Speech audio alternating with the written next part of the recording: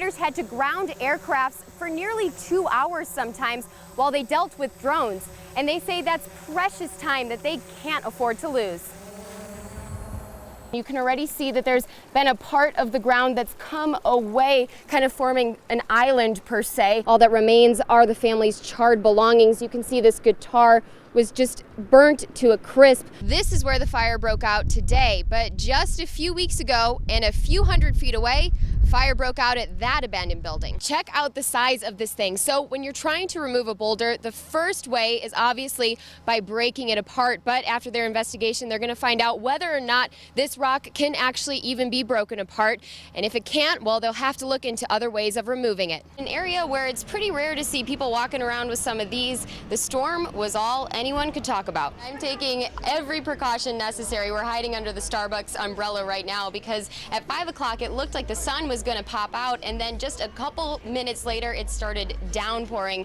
Now I don't even really want to jinx myself, but it looks like things are going to be okay. That's like having the force of 200 basketballs moving past a given point every second. Their super thick skin you see there makes them much easier to peel and enjoy. It's really simple to figure out just how secure your password is. We're going to use a website called howsecureismypassword.net. So let's pretend your password is 123456.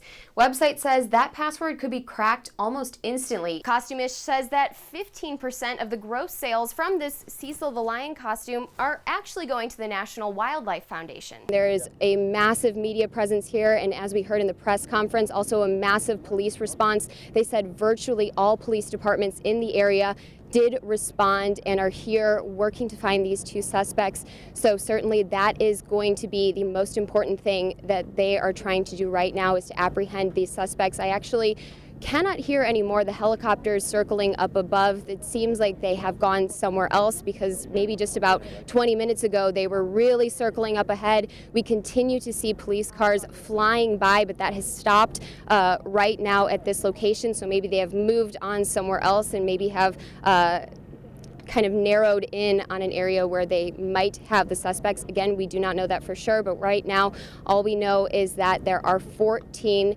confirmed dead and 14 confirmed injured, and obviously those numbers could possibly change as we go on, but that is what we do know right now for sure. And earlier on, I did speak with a gentleman who had his daughter, actually she was inside the building, and certainly as a father, I'm sure many of you as parents can relate to the situation, how terrified you might be after hearing that your daughter sends you a text saying, "I'm scared, I don't know what's going on," but we did know that they were able to get her evacuated out and she is safe. So certainly something that that is a very scary situation, and I do believe we have an interview with him right now.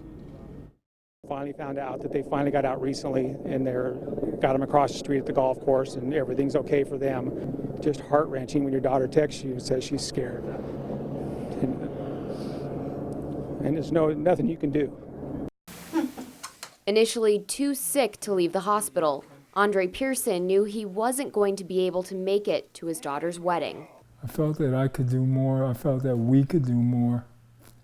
And not to be able to walk her down the aisle, not to be able to even stand up and say, I am the one that will give her away. That I felt I let her down. But after being reevaluated, his team at the Mayo Clinic decided he was well enough to make the trip to the Desert Ridge Estate in Indio, where his daughter was getting married. They told me that they had a meeting earlier that morning and said that they came up with something to so I can see my daughter's wedding. And they told me that they were going to fly me out here to California to see the wedding. And give his daughter the surprise of a lifetime. I knew there was no way he was coming, like at all. I knew the circumstances and everything. And I just felt like shocked. It was like a dream, kind of. Didn't expect this to happen, didn't expect to be here, but it's a good feeling. The next day, Andre was able to take the walk every father and daughter dream of. To be able to march down the aisle with my daughter is going to be overwhelming. Expect to see some tears of joy. I got another son now in Jonathan, and I wouldn't have another guy be with Alexandra but him. And that's going to be an overwhelming point to see him and her, you know, at the altar. A dream fulfilled for her. It was amazing.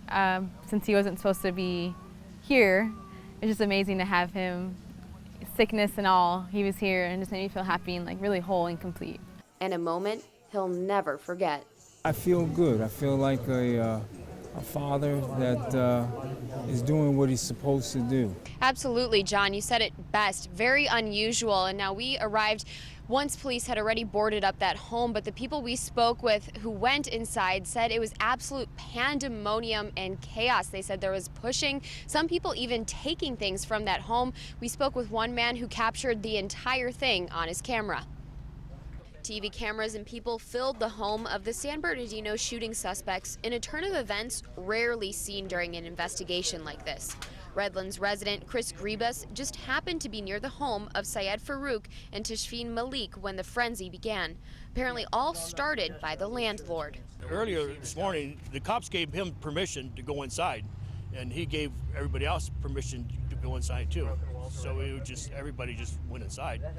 And camera people, press, people like me, and just whoever wanted to go inside, and it was just a madhouse, and it was like a party, trying to shove and push to get to the next scene. Gribas made his way through the home, taking pictures and videos.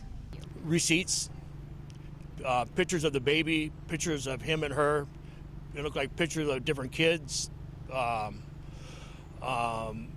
Like prayers, the stuff that they do like for praying. He got an eerie feeling inside the home, and he's surprised he even got in. It was bizarre, and like I said, it was unreal that they let people in there, you know, because of fingerprints and, you know, whatever. And I heard people were taking things out of it. A lady told me that they took a picture. Somebody took a picture out of the house. Certainly the last thing police want to happen while in the midst of their investigation.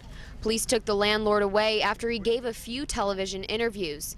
Now the home is boarded back up again, a reminder of the people who used to occupy it. Flying in a vintage Stearman biplane, you see the desert like you've never seen it before. We go where no one else in town will be able to go. We fly over the foothills where all the big expensive homes are. While the views are spectacular, in light of Wednesday's crash, I wanted to know just how safe these planes are. Kent Thomas is a pilot for Palm Springs Biplane Rides. He's been flying airplanes since the late 70s. Airplanes are, I think, in my opinion, a very safe way to travel. The more training you have, the safer they are. Thomas says with the biplane, the landing is the hardest part. This airplane has the third wheel on the tail rather than on the nose. So when you land, this plane has a tendency to want to reverse directions. After a quick look around, Thomas shared the secret to success. The key to flying any airplane is anticipating what's going to happen in the very near future. So I strapped on my goggles and boarded the plane, knowing I was in good hands. And they weren't lying about those views. After a smooth landing, Thomas reflects on Wednesday's crash. They were able to walk away from the crash, so that's actually a good outcome. Fred Bell with the Palm Springs Air Museum says the plane is in the hands of the FAA and the NTSB, and it will be a while before they know what actually happened. We had an airplane just like you would have a car or something else that acted up, and we need to figure out now why it did what it did, and then we'll if there are corrective measures to be taken, we'll take them at that time. While the investigation continues, Bell says it's business as usual. As for Thomas, he's confident his plane will continue to be as safe as ever. And I'm living proof.